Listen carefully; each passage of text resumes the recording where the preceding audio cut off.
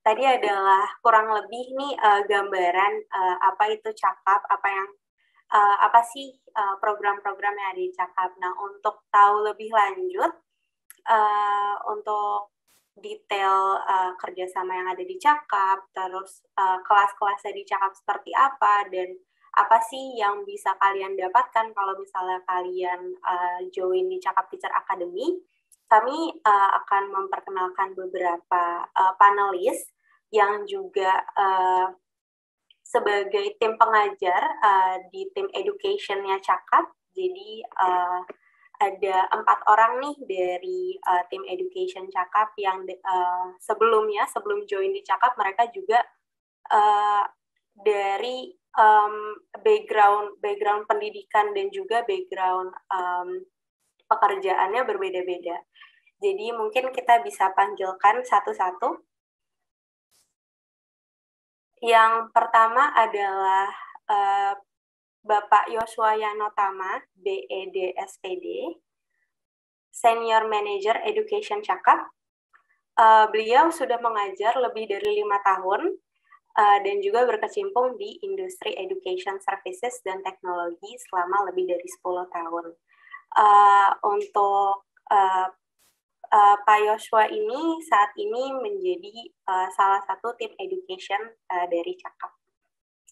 Lalu selanjutnya ada Miss Neri Roxas, BED BBA LPT. Miss Neri Roxas ini salah satu foreign teacher-nya Cakap. She's from Philippines. She's been teaching English more than 14 years ya, Miss Neri. Currently, she's handling English course manager in Cakap and also as a consultant for English curriculum in Cakap. So next ada Bapak Husni Fuad SSMPD. beliau sudah memiliki 10 tahun lebih pengalaman mengajar dan juga sertifikasi TESOL, serta sudah menjadi perekrut dan pelatih guru di EduTech. Saat ini Bapak Husni itu menjabat sebagai Teacher Management Manager di Cakap. Next, ada Bapak Dery Rovino, SPD MA APPL Link.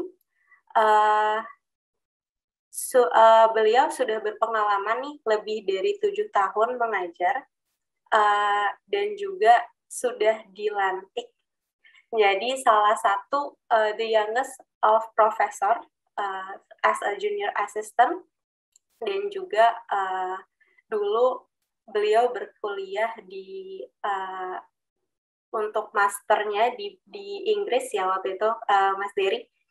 Jadi untuk saat ini beliau handle di B2B Language Curriculum and Content Manager di Cakap. Jadi itu adalah 4 orang. Tadi ada perkenalan singkat nih, profil dari pembicaranya di Cakap, dan juga kita mungkin udah nggak sabar nih ya untuk sharing-sharing dan juga diskusi bareng-bareng sama keempat panelis dari Cakap. Jadi mungkin kita bisa mulai diskusinya, mulai perkenalannya.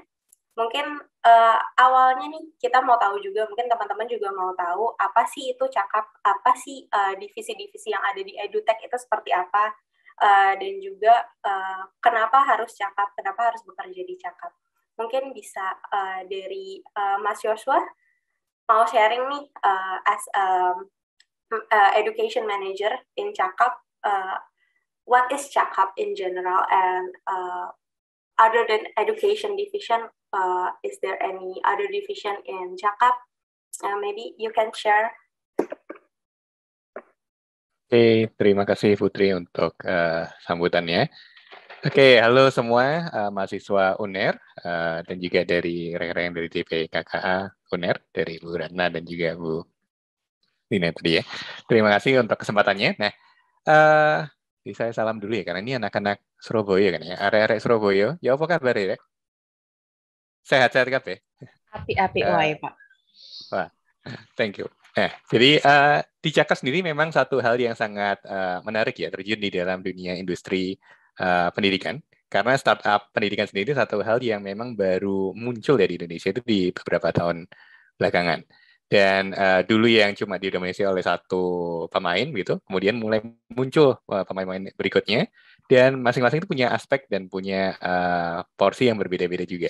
Nah, jadi salah satu yang mendorong saya ya, kenapa saya mau masuk dalam dunia terutama dari dunia teknologi pendidikan, karena saya percaya bahwa masalah utama di dalam pendidikan di Indonesia salah satunya adalah mengenai masalah akses.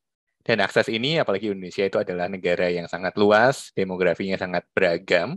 Nah, kita bisa pecahkan bersama-sama melalui satu teknologi. Dan itu yang buat saya sangat bersemangat ya untuk bisa bergabung bersama-sama dengan Cakap dan juga menjadi bagian dari satu tim yang menurut saya sangat amazing gitu.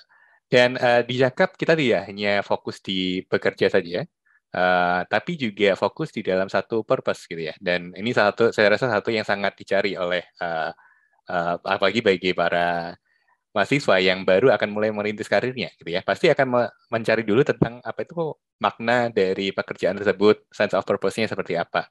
Nah, di Cakap ini saya juga menemukan banyak sekali kesempatan di mana saya itu bisa melihat bahwa pekerjaan saya itu berdampak loh bagi masyarakat, kebanyakan dari masyarakat luas. Jadi salah satunya adalah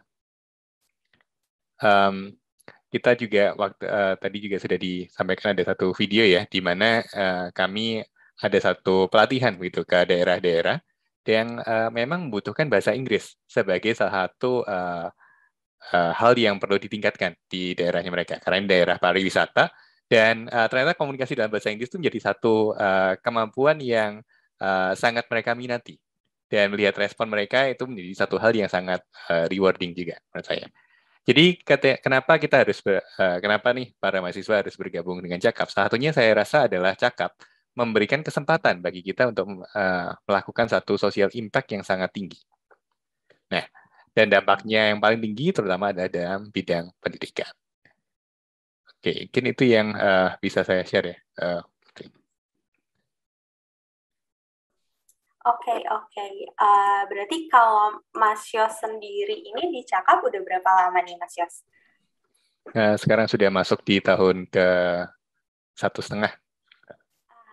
Oke. Dan kalau misalnya nih selain dari tim education-nya sendiri, di Cakap itu ada divisi-divisi apa lagi ya, Mas? Oh ya, jadi selain dari education, karena kita education teknologi, jadi kita juga ada tim product dan tech. Product dan tech ini memang cukup menarik ya. Jadi ketika kita bicara mengenai tech atau teknologi itu harus dijembatani dengan produk, gitu ya. Jadi tidak hanya bicara tentang kemampuan programming, kemampuan coding, kemampuan buat website, memang itu diperlukan. Tapi yang lebih diperlukan lagi itu adalah kemampuan untuk memahami tentang masalah apa yang dihadapi oleh para customer kita, masalah yang dihadapi mungkin secara internal, proses-proses yang berjalan, dan bagaimana kita bisa menerjemahkannya itu menjadi satu solusi. Gitu. Jadi, selain dibutuhkan kemampuan hard skill-nya tadi, programming dan seterusnya, itu juga diperlukan ternyata satu soft skill, yaitu problem solving. Dan juga soft skill juga itu berempati, gitu ya. Kita bisa menempatkan diri kita dari segi customer, kita bisa menempatkan diri kita di segi team member yang lain, gitu, dan bisa bekerja sama bersama-sama untuk cari satu solusi dari masalah yang ada. Dan ini saya sangat menarik ya, karena banyak dari skill ini tuh muncul ketika mahasiswa itu aktif di dalam satu organisasi tertentu, gitu ya. Ngumpul bersama, meeting bareng, menyelesaikan masalah. Nah, itu kan memang satu soft skill yang muncul. Selain dari product and tech, kita juga punya marketing, bagaimana kita bisa memasarkan produk kita keluar. Dan marketing ini tidak hanya bicara mengenai, lagi-lagi perspektif yang perlu diambil itu bukan sekedar bagaimana kita bisa berjualan, bagaimana kita bisa mendapatkan keuntungan sebanyak-banyaknya, tapi juga bagaimana kita bisa menempatkan diri dari segi customer, dari segi pengguna, gitu ya. Mereka membutuhkan satu pelatihan. Bagaimana kita bisa memenuhi kebutuhan mereka? Bagaimana kita bisa membantu para customer ini untuk menemukan kebutuhan pelatihan mereka. Nah, karena seringkali customer ini tidak tahu ya apa yang mereka butuhkan, tidak tahu apa yang mereka inginkan. Dan ini jadi satu peran marketing untuk memulai membangun dan mencocokkan antara kebutuhan